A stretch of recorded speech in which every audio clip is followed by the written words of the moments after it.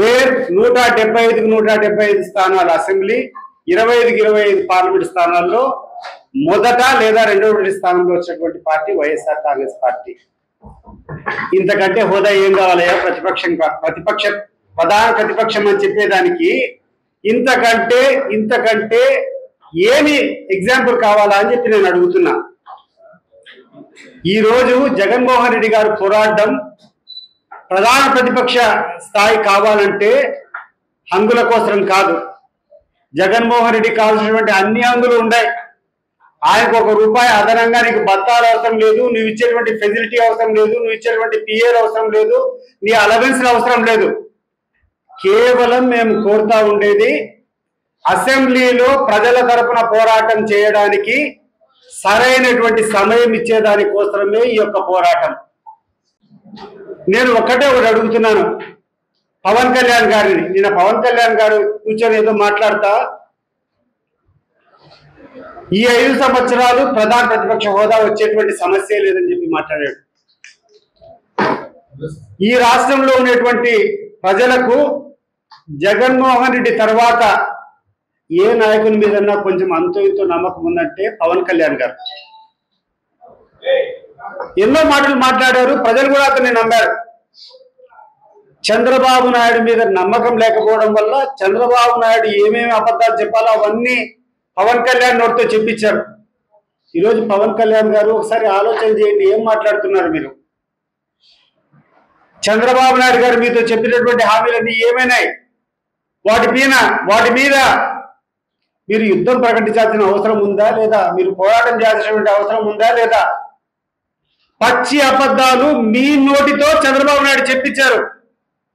అది వదిలిపెట్టి, ఆయన మీద పోరాటం చేసేది వదిలిపెట్టి, ప్రజల కోసం ఆరాటపడేటువంటి జగన్మోహన్ రెడ్డి గారి మీద నువ్వు కూర్చొని ప్రధాన ప్రతిపక్ష హోదా లేదు రాదు అంటున్నావు. మరి నువ్వు పోషిస్తావా? నీకుంది కదా 21 స్థానాలు. మరి చంద్రబాబు నాయుడు గారు చెప్పినటువంటి అన్ని హామీలు ఈరోజు తొంగలో దొక్కినాడు కదా, నువ్వు పోషిస్తావా ఈరోజు ప్రధాన ప్రతిపక్ష హోదా? నీకు బాధ్యత లేదా? రా, ప్రజల తరఫున పోరాటం చేయి, నీ యొక్క ఇమేజ్ని కాపాడుకో. నీ ఇమేజ్తో చంద్రబాబు నాయుడు గారు ఆడుకుంటున్నారు, గుర్తుపెట్టుకో.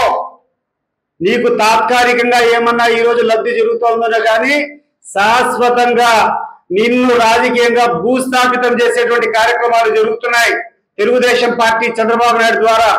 అది గుర్తుపెట్టుకో. రెండవది, ఆమె షర్మిల ఏదో మాట్లాడుతూ ఉంది. ఏందమ్మా నువ్వు ఎక్కడికి పోతున్నావు? ఏం చేస్తున్నావు? నువ్వు ఏ పార్టీలో ఉండవు? అసలు నీ బాధ్యత ఏంది? నువ్వు కాంగ్రెస్ పార్టీలో ఉండవా, లేకుండా ఉంటే నువ్వేమైనా చంద్రబాబు నాయుడు చెంచాగిరి చేస్తాడవా? రాజశేఖర రెడ్డి గారి కూతురు నువ్వు, అది గుర్తుపెట్టుకో. ఏం మాట్లాడుతున్నావు? నీ వ్యక్తిగత సమస్యలు ఉంటే నీ ఇంట్లో చూసుకో, కానీ నీ వ్యక్తిగత సమస్యలను దృష్టిలో పెట్టుకొని కావాలని చెప్పి నీ ఏదో కోరికలు తీరాలని చెప్పి జగన్మోహన్ రెడ్డి మీద మాట్లాడడం ఎంత హాస్యాస్పదంగా ఉంది. పార్టీ కాకుండా ప్రధాన ప్రతిపక్షం ఏమవుతుంది? లేదు, మేము లేదనుకుంటాం. నువ్వు ముందరికి రా పవన్ కళ్యాణ్, నువ్వు ముందరికి రా, నువ్వు చేయ పోరాటం. మరి నీతో చెప్పించినటువంటి అబద్ధాలు, మీ చంద్రబాబు నాయుడు గారు చెప్పినటువంటి అబద్ధాలు, వీటి మీద నువ్వు తీసుకో ప్రధాన పాత్ర నువ్వు పోషించు. అది వదిలిపెట్టి ఏమనుకుంటున్నారు ఈరోజు ఎక్కడి పోయినా చాలా చీప్ గా అనుకుంటున్నారు. పవన్ కళ్యాణ్ గారు మీరంటే మాకు కూడా కొంచెం అభిమానమే. మా జగన్మోహన్ రెడ్డి గారి తర్వాత ఈ రాష్ట్రంలో కొంచెం ఏదైనా కొన్ని విలువలు ఉన్నాయంటే నీ మీద నేను అనుకోని ఉన్నాను ఇన్ని రోజుల వరకు. కానీ ఈ రోజు మీరు చేస్తున్నటువంటి ప్రవర్తన చూస్తూ ఉంటే ప్రజలు అనేక రకాలుగా కామెంట్ చేస్తున్నారు నీ గురించి. మేలుకో, నువ్వు మేలుకోకుంటే చంద్రబాబు నాయుడు గారు నిన్ను భూస్థాపితం చేయడం గ్యారంటీ, గుర్తుపెట్టుకో. అంటే షర్మిలమ్మ గారు, నేను చెప్తున్నాను, నువ్వు చేసేటువంటి విధానం కరెక్ట్ కాదు. నువ్వు చేసేటువంటి విధానము నీ యొక్క వేరేది ఏదైనా ఉంటే చూసుకో. అసలు కాంగ్రెస్ పార్టీ విధానం ఏందమ్మా? నువ్వు కాంగ్రెస్ పార్టీకి కాంగ్రెస్ పార్టీకి నువ్వు అధ్యక్షురాలువా, లేకుంటే నీ సొంత అజెండాతో నువ్వు నడిపిస్తున్నావా?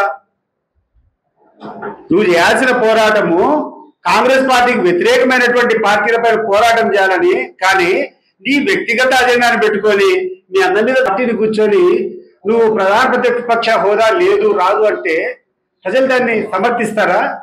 ఎవరి కోసం మా పోరాటం? ఎవరి కోసం జగన్మోహన్ రెడ్డి గారి పోరాటం? ప్రజల కోసం కాదా? ప్రజలు పడేటువంటి ఇబ్బందులను ఎండగట్టడం కోసం కాదా? ప్రజల సమస్యలను తీర్చడానికి కోసం ప్రభుత్వం పైన ఒత్తిడి తీసుకొని వచ్చేదానికోసం కదా మేము పడేది ఈ తాపత్రయం.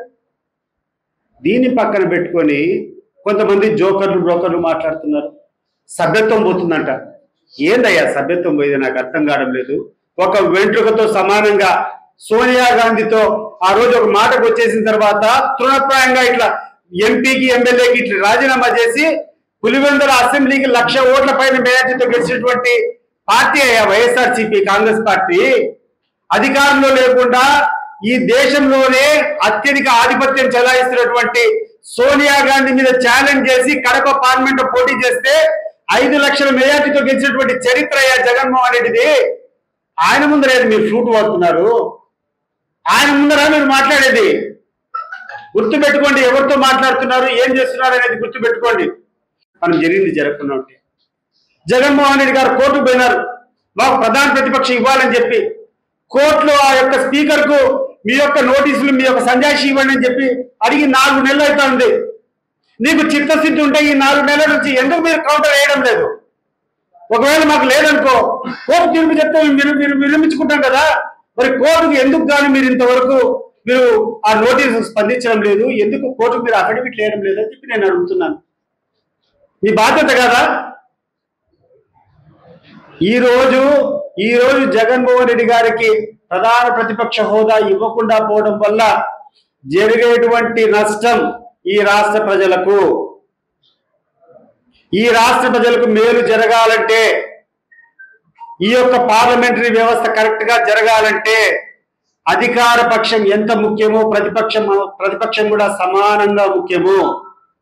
అధికార పక్షానికి సరైనటువంటి భయము, సరైనటువంటి చెక్స్ అండ్ మెజర్స్ ఉండాలంటే పార్లమెంటరీ వ్యవస్థలో ఒక క్యాబినెట్ హోదా సమానంగా ప్రతిపక్ష హోదాని పెట్టారంటే అందరిది బాధ్యత, ఇది ఒక్కరిది కాదు. ఇప్పటికైనా గుర్తు తెచ్చుకోండి, మీ యొక్క చాదస్తాలు వదిలిపెట్టండి. జగన్మోహన్ రెడ్డి గారి క్రేజ్ గురించి మీరు మాట్లాడేటువంటి పరిస్థితి కాదు. నువ్వు ఏదో కూర్చొని ఒక అసెంబ్లీ అంటున్నావు, ఒక అసెంబ్లీ కాదు, సాక్షాత్తు మీ ఉప ముఖ్యమంత్రి రుయా హాస్పిటల్లో జగన్మోహన్ రెడ్డి గారు వస్తే ఏ రకంగా ఆ రోజు ప్రవర్తించాడో ఒకసారి చూసుకోండి. వీడియో క్లిప్పింగ్స్ మీకు అర్థమవుతుంది. జగన్మోహన్ రెడ్డి చరిష్మా ఏందో, జగన్మోహన్ రెడ్డి సామర్థ్యం ఏందో, జగన్మోహన్ రెడ్డికి ఉన్నటువంటి ప్రజాదరణ ఏదో మీరు క్లిప్పింగ్స్ చూసుకోండి. నిన్న గుంటూరు జిల్లాలో మిర్చి రైతులకు అన్యాయం జరుగుతుందని ఆ రైతులు పరామర్శించకపోతే మరిన్ని వీడియోస్ కోసం ఛానల్ ని సబ్స్క్రైబ్ చేయండి. లేటెస్ట్ అప్డేట్స్ కోసం వాట్సాప్ ఛానల్ ని ఫాలో అవ్వండి. ఆ లింక్ డిస్క్రిప్షన్ లో ఉంది.